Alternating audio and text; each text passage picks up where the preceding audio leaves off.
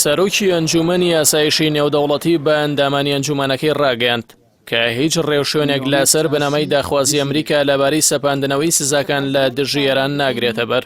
بە هۆی نەبوونی کۆدەنگی لەو بارەیەوە لە کاردانەوەشدا حەسەن ڕۆحانی سەرۆکی کۆماری ئیسلامی ئێران وتی هەموو ڕۆژێک ویلایەتە یەکگرتووەکان لە ئەنجومەنی ئاسایشدا ڕوبەڕووی شکستێکی نوێ دەبێتەوە. دیاندەجانی سەرۆکی ئەنجومەنی ئاسایشی نێودەوڵەتی کە نوێنەری هەمیشەیی ئەندۆنوسیە لە نەتەوە یەکگرتووەکان ڕایگەیاند لە دوای ڕاوێژ لەگەڵ ئەندامان و وەرگرتنەوەی وەڵامەکانیان بۆمان ڕوون بوویەوە تەنیا یەک ئەندام کە ئەمریکایە هەڵوێسی لەگەڵ سزاکانە لە کاتێکدا زۆربەی ئەندامان دژی ئەو بۆچوونن بەو شێوەیەش کۆدەنگی لە ئەنجومەندانیە بۆ سەپاندنەوەی سزاکان بەسەر ئێراندا. لە بەرامبەریشدا کیلی کرافت نوێنەری هەمیشەیی ئەمریکا لە ئەنجومەنی ئاسایش ڕەخنەی لە هەڵوێسی وڵاتانی ئەندام گرت و تۆمەتباری کردن بە پشتیوانی تیرۆرسان جەختیشی لەوە کردەوە کە وڵاتەکەی لەو بارەیەوە لە پشتیوانی سنووردار ناترسێت. نوێنەری رووسیاش لە ئەنجومەنی ئاسایش پێشوازی لە هەڵوێسی ئەنجومەنەکە کرد داوای لە واشنگتۆن کرد چیتر دوای ئەو دۆسەیە نەکەوێت.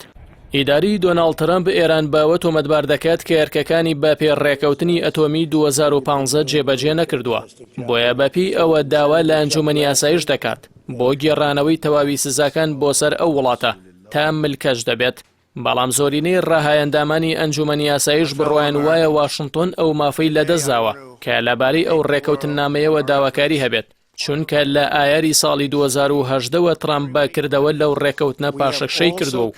یەک لایەنە چەندین سزای ئابووری بە سەر ئێراندا سەپاندووە. جگە لە کۆماری دۆمینیکان 11 ئەندامی ئەنجومەن لە دژی هەوڵەکەی ئەمریکا ڕاوەساون هەر بۆیە شاندی ئێرانی پێشواسی لەو هەڵوێسەی ئەنجومەنەکە کردو خواسی ئەمریکای بە بەتاڵ و هەڵوەشاون ناوی برد کە هیچ نرخێکی یاسایی نییە هەر بۆیە ڕەت دەکرێتەوە. هەر لەوبارەیەوە سەرۆکی کۆماری ئیسلامی ئێران ڕایگەیاند کە ویلایەتە یەکگرتووەکان هەموو ڕۆژێ لە ئەنجومەنی ئاسایشدا شکستێکی نوێ تۆمار دەکات ئەوەش نیشانەی ئەوەیە ئێران توانیوێتی ڕوبەڕووی پیلانگێڕی دوژمنان و خیانەتەکانیان ببێتەوە. ڕۆحانی جەختی لەوە کردەوە کە ئەمریکا لە بە ئامانجگرتنی وڵاتەکەیدا کە دەیویست سیستەمی وڵات بڕوخێنێت شکستی هێناوە و ئێرانیەکانیش تەسلیمی ئێرادەی پیلانگێڕی واشنگتۆن نەبوون و دیبلۆماسیەتی ئێران سەرکەوتنێکی تری بۆ وڵاتەکەی تۆمار کردووە. هاوکات ماریانۆ گروسی سەرۆکی ئاژانسی نێودەوڵەتی وزەیەتۆم سەردانی ئێرانی کرد و لەگەڵ داواکردنی شەفافێتی زیاتری تاران بۆ چارەسەری هەندێک دۆسەی هەڵبەسێردراو بەڵێنیدا ڕێگە نەدات ئاژانسەکە بۆ مەبەستی تر بەکار بهێنرێت.